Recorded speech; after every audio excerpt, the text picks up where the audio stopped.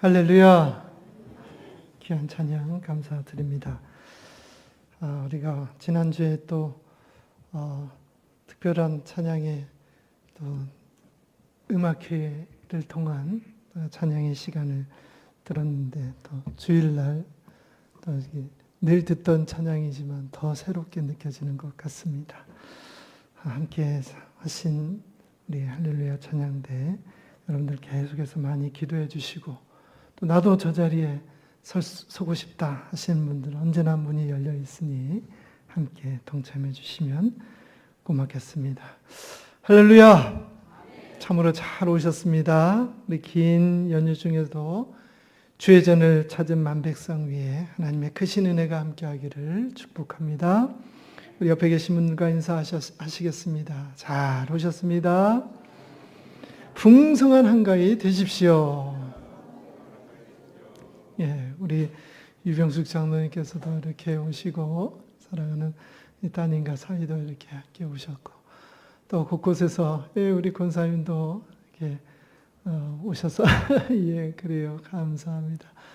또 온 가족들이 함께 모여서 예배하는 이 시간이 참 귀하고 복됩니다.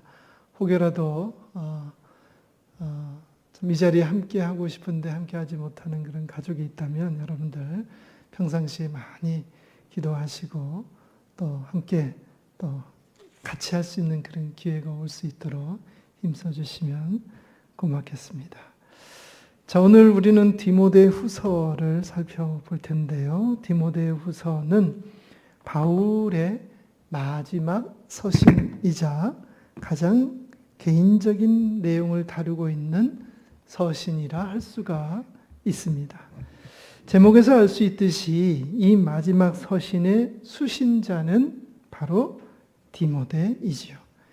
디모데는 바울이 개척하고 3년 동안 목회를 하던 에베소 교회를 떠나게 되었을 때에 이 디모데에게 교회를 맡길 정도로 굉장히 신뢰하는 사람입니다.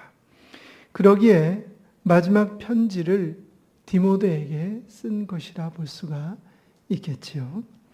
그 편지의 내용은 크게 두 가지 정도로 정리해 볼 수가 있는데요. 첫 번째는 지도자로 세워주신 하나님의 소명을 온전히 받들라 하는 것이고요.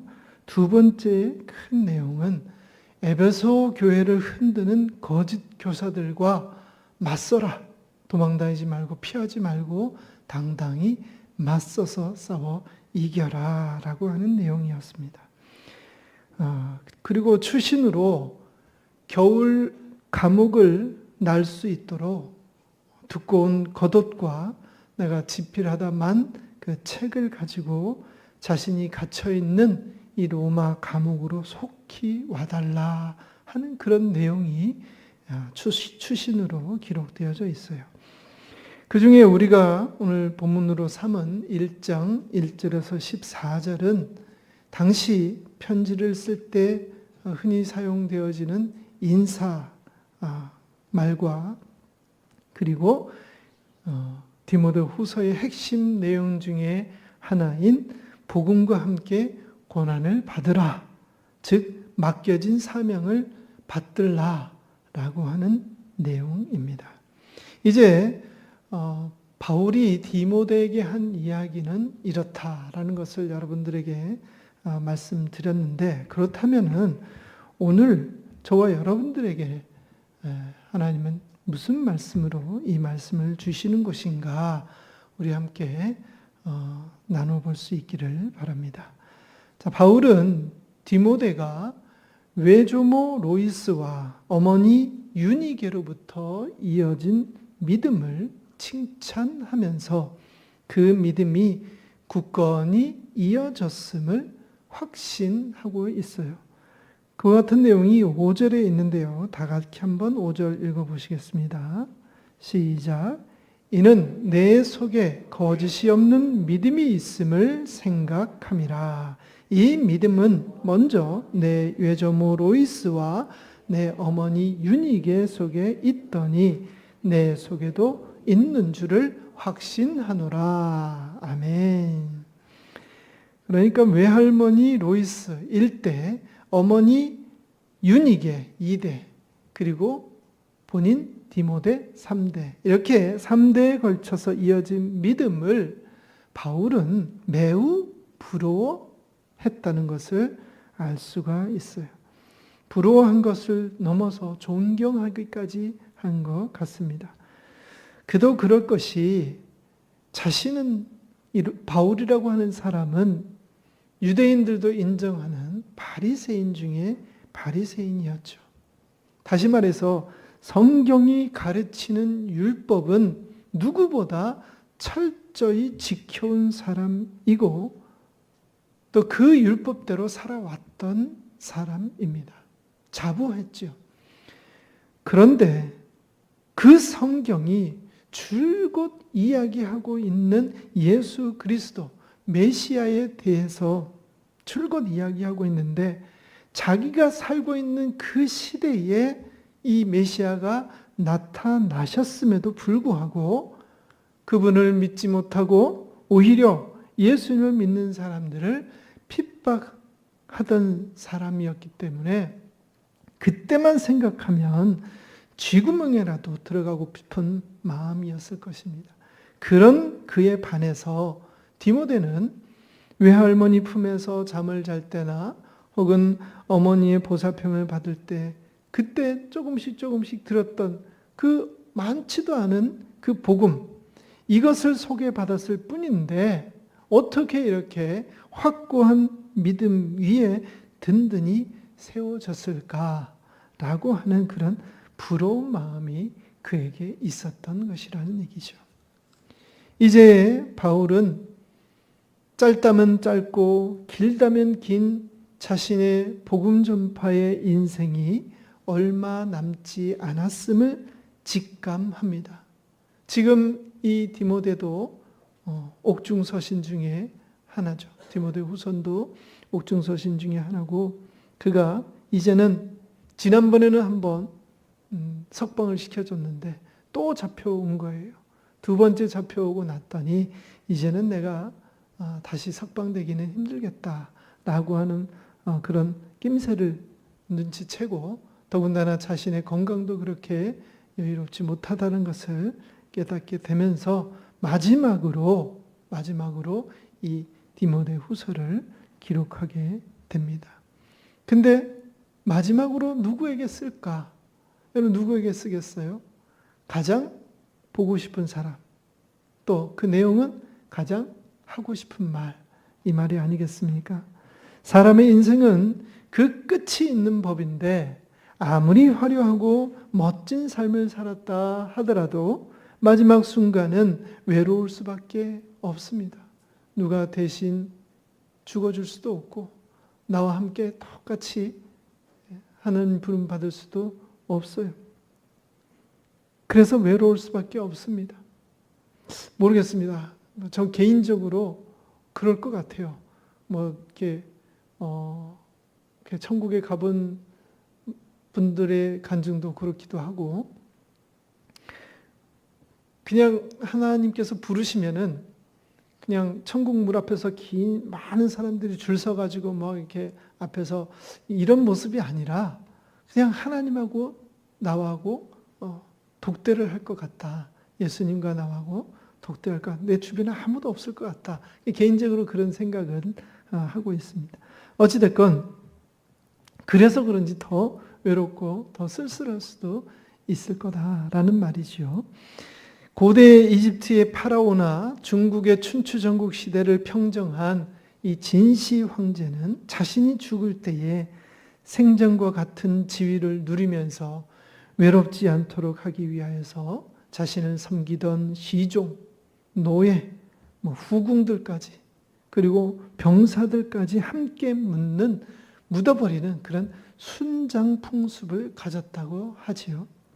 그만큼 죽음은 외롭고 쓸쓸할 수밖에 없습니다. 그 외로움이 몰려올 때 생각나는 사람이나 남기고 싶은 말이야말로 그 사람의 진심이라 할 수가 있을 것인데, 바울에게 그 사람이 바로 디모데였던 것이고 마지막 남기고 싶은 말이 디모데 후서였다는 것입니다. 그런 그리움을 담아낸 바울의 한마디가 본문 3절에 잘 담겨져 있는데요. 3절 전반 부분에 한번 읽어보겠습니다. 시작. 내가 밤낮 간구하는 가운데 쉬지 않고 너를 생각하여. 아멘. 바울의 마음이 여러분들 느껴지세요? 그 마지막 시간에 그 간절히 보고 싶고 마지막으로 하고 싶은 그 간절한 마음, 애절한 마음이 느껴지시나요? 디모데를 향한 바울의 마음은 그를 위하여서 밤낮으로 쉬지 않고 생각하며 간구하는 마음이었다 하는 것입니다. 간구하는 마음이 뭐예요? 상대방을 위하여서 기도하는 마음인 것이죠.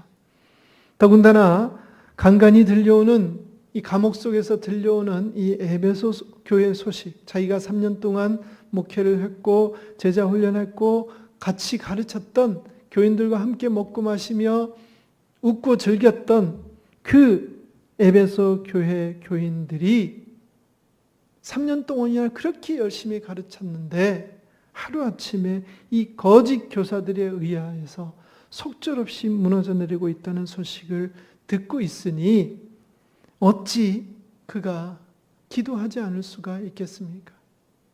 자신이 비록 감옥에 있다 할지라도 저 감옥 밖에서 그러한 거짓 교사들과 애써서 힘써서 싸우고 있을 그 디모데에 대하여서 왜 기도하고 싶은 마음이 없었겠느냐 하는 것이죠.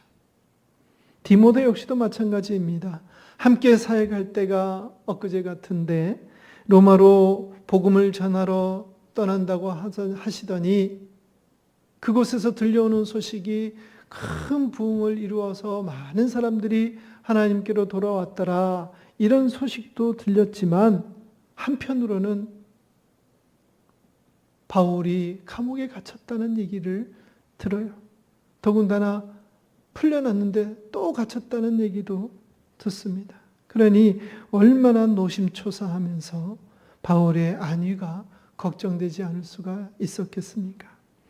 걱정만 한다고 해결될 것도 아니기에 디모데는 매 예배 시간마다 바울을 언급하며 기도 제목으로 삼아서 뜨겁게 교인들과 함께 기도하지 않았겠냐는 것입니다. 사랑하는 아천의 교우 여러분, 이 세상에는 많고 많은 관계와 관계들이 있습니다. 그 속에서 가장 든든한 관계는 바로 서로가 서로를 위하여 기도하는 관계인 줄 믿습니다. 아무리 가까운 관계라 하더라도 서로를 위하여 기도하지 않는 관계라면 피를 나눈 가족이라도 소용이 없죠. 바울과 디모데는 비록 피를 나눈 관계는 아니지만 서로를 늘 생각하고 오가는 사람들에게 부탁해서 급한 소식도 주고받고 필요하면 오랫동안 두고두고 보라고 편지도 주고받는 사이이지만 무엇보다 기도로 내통하는 관계라 하는 것입니다. 오늘 저와 여러분들도 서로를 위하여 기도하는 관계를 맺을 수 있기를 간절히 바랍니다. 특별히 저를 위해서 많이 기도해 주셔야 됩니다. 성도들 기도를 먹고 사는 게 누구예요? 담임 목사예요. 저는 여러분들의 기도가 없으면 안 됩니다. 여러분들도 마찬가지 아니세요? 제 기도가 필요하지 않으십니까? 열심히 저로 여러분들의 기도를 하고 있습니다. 그러니 저와 여러분들의 관계는 피 한 봉을 섞여 있지 않은 관계이지만 무슨 관계여야 된다? 기도로 맺어진 관계여야 된다는 겁니다.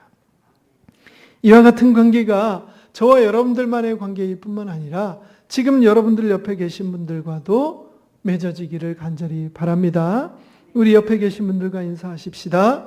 제가 기도할게요. 함께 기도하십시다. 그래요. 여러분들 기도로 맺어져야 합니다. 민족의 대명절인 한가위를 지내기 위하여서 우리 친인척들이 오랜만에 오셔서 교제를 나눌 텐데, 올해는 조금 전에 인사 나눈 것처럼 서로서로 기도하겠노라 고백해 보시기를 바랍니다. 혹여라도 가족 가운데 이러저러한 이 문제로 소원한 관계들이 있을 수 있죠. 그런 관계로 변해버린 가족들이 있다면 이 기회에 다시 한 번 더 기도하는 관계로 바꾸셔서 하나님께서 맺어주신 혈육의 정을 더 뜨겁게 만들어 가시기를 주님의 이름으로 간절히 축원합니다. 그 일은 누가 해야 돼요? 예수 안 믿는 사람이 해야 돼요? 예수 믿는 사람이 해야 돼요? 예수 믿는 저와 여러분들이 하셔야 되는 줄 믿습니다. 자, 이후에 바울은 자신의 마지막일지도 모를 이 시간을 빌어서 반드시 전해야 할 말을 하기 시작합니다. 그것은 바로 하나님께서 주신 사명을 끝까지 잘 감당하라는 것입니다. 6절입니다. 다 같이 읽어볼까요? 시작. 그러므로 내가 나의 안수함으로 내 속에 있는 하나님의 은사를 다시 부릴 듯하게 하기 위하여 너로 생각하게 하노니. 아멘. 6절을 쓰면서 너가 그때 나에게 안수받았을 때를 기억해라 라고 하는 말을 하고 있어요. 그때 부릴 듯, 그때의 생각을 하면서 그 마음을 다시 한 번 더 부릴 듯 일어나게 내가 생각하게 한다. 이 말을 쓰면서 그렇게 말하는 것이죠. 바울은 에베소 교회를 디모데에게 맡기면서 그의 머리 위에 손을 얹고 안수를 했습니다. 그때 했던 말을 생각하라는 것이에요. 그냥 많은 사람들 앞에 형식적으로 이제 내가 떠나고 이 교회를 디모데에게 맡깁니다. 자, 보세요. 라고 형식적으로 했던 것이 아니라 진심을 담아서 정말로 하고 싶었던, 그때 해주었던 말이 있었던 것이죠. 그것이 바로 7절에서부터 9절까지의 말씀입니다. 이 내용을 요약을 하면 이래요. 하나님의 능력을 따라서 복음과 함께 고난을 받되 소명을 끝까지 감당하여야 한다 하는 것입니다. 여러분들, 안수하는 그 장면이 그냥 무슨 직을 주고 자격을 주는 그런 것이 아닙니다. 단순하게 그런 것이 아니에요. 그 안수하는 그 시간을 통하여서 그가 받게 될 책임과 고난과 모든 것들을 거기에 담아서 안수를 하는 것이에요. 그래서 우리 교회에 안수받은 항종직들은 그와 같은 마음이 뜨겁게 그 속에서 부를 듯 일어나는 것입니다. 혹여라도 그 마음이 사그라지셨다고 한다면 오늘 이 말씀을 통하여 다시 한 번 더 부릴 듯 일어나시기를 주의 이름으로 간절히 축원합니다. 8절입니다. 그러므로 다 같이요. 시작. 그러므로 너는 내가 우리 주를 증언함과 또는 주를 위하여 갇힌 자 된 나를 부끄러워하지 말고 오직 하나님의 능력을 따라 복음과 함께 고난을 받으라. 아멘. 여러분들, 축복의 말은 할 수 있죠. 하고 싶죠. 해야 하고. 그런데 고난받으라는 얘기를 어떻게 합니까? 고난받으라는 얘기를 어떻게 해요? 근데 그 일을 하는 때가 있습니다. 그때가 언제다? 안수할 때예요. 바울은요, 하나님의 말씀을 증거하고 정파하고 다니다가 온갖 어려움을 겪는데 틈만 나면 감옥을 드나듭니다. 제집 드나들시 해요. 이런 것이 여러 번 있다 보니까 바울에 대한 소문이 안 좋게 나기 시작해요. 아니, 저 사람은 복음 전하라고 전했더니 왜 자꾸 감옥을 가느냐는 얘기. 저 사람이 전하고 있는 저 복음에 문제가 있는 것이 아닌가. 다른 사람들이 수긍하지 못할 이야기들을 막 하고 다니지 않는가. 행동에 문제가 있지 않는가? 그렇지 않으면 왜 자꾸 저렇게 감옥을 드나드느냐? 라고 하는 안 좋은 소문이었죠. 이런 소문 때문에 바울의 비읍자도 묻히기 싫어하는 사람들이 생겨나기 시작했어요. 15절입니다. 우리는 읽지 않았지만 15절 한번 읽어봅시다. 시작. 아시아에 있는 모든 사람이 나를 버린 이 일을 내가 아나니 그 중에는 부겔로와 허모게네도 있느니라. 아멘. 부겔로와 허모게네라고 하는 사람이 바울을 버려버려요. 이렇게 바울의 입에서 이름이 나올 정도면 그냥 대충 믿었던 사람이 대충 따랐던 사람이 아니죠. 열심히 바울을 따랐던 사람이었지 않을까 생각을 해요. 그런데 그가 자꾸 바울에 대한 안 좋은 소문들이 나니까 바울을 뭡니까? 배신합니다. 바울을 버려버려요. 그리고 바울이 전했던 복음도 버려버리게 되지요. 그 정도로 복음을 증거하는 일은 힘들고 어려우면서 외롭기까지 하는 일이라는 얘기입니다. 그런 것으로 낭망하고 두려워하고 부끄러워해서 하나님께 맡긴 사명을 버리지 말아라. 지금 디모데에게 앞에 이 두 사람처럼 이러한 사례도 있으니 너도 그런 일을 하지 말아라 라고 간절히 이야기하고 있는 것이에요. 그런데요, 이 말을 시작하는 7절부터 자세히 읽다 보면은 눈에 띄는 문구를 발견하게 됩니다. 그것은 바로 우리라고 하는 말이에요.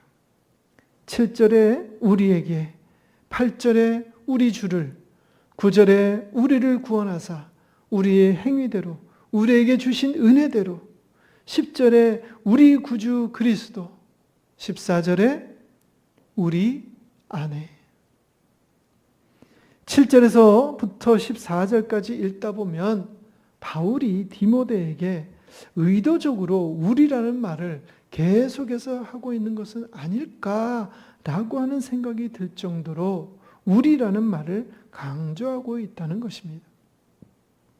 왜 그랬을까요? 아마도 현재 자신의 처지가 너무나도 외롭고 힘들어서이지 않을까요? 그 우리라는 말을 하면서 저기 멀리 떨어져 있는 디모데도 지금 내 편으로 만들고 싶은, 그렇게 해서라도 이 외롭고 힘든 시간을 그렇게 우리라는 말을 써가면서라도 같이 있고 싶어하고 곁에 두고 싶어하고 동질감을 가지고 싶어하고 그렇다는 얘기죠.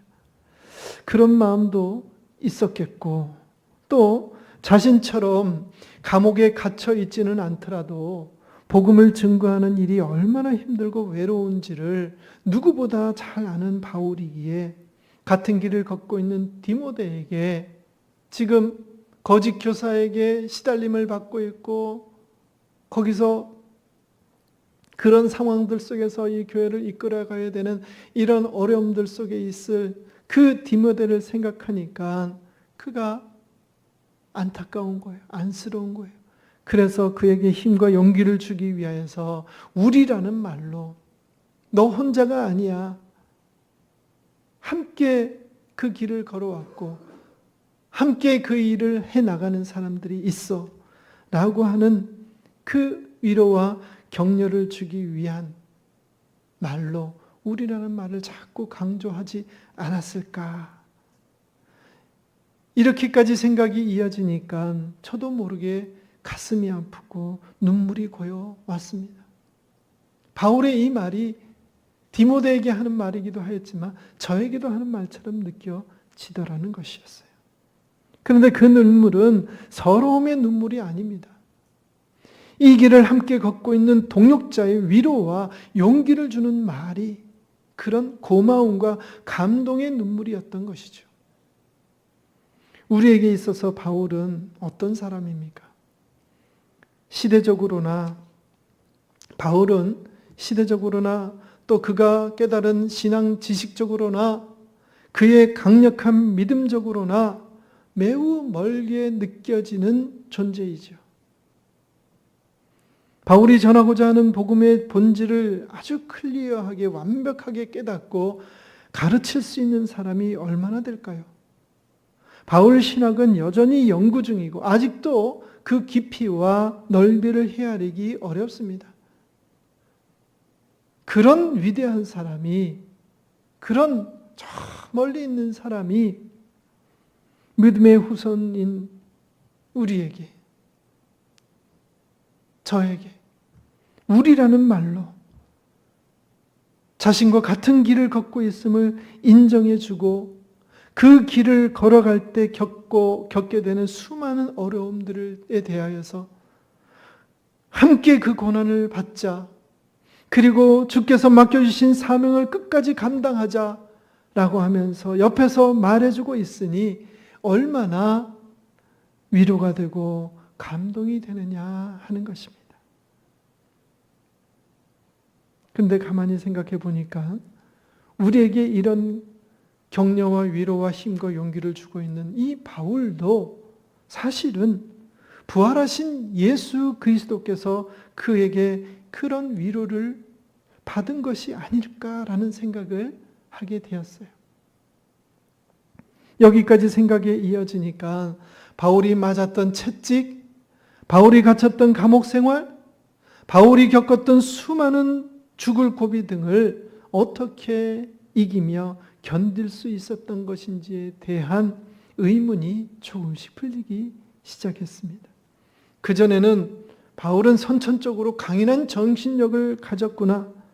그는 태생부터 튼튼한 육체를 가졌으니 저렇게 채찍을 맞고 감옥에 갇히고 정신을 잃을 정도로 돌에 맞아도 오뚜기처럼 벌떡벌떡 일어날 수 있지라고 생각을 했는데 그게 아니라 그럴 때마다 예수 그리스도께서 바울을 다시 일으키시고 용기를 주시고 새 힘 부어주셨다는 것을 알게 된 것입니다.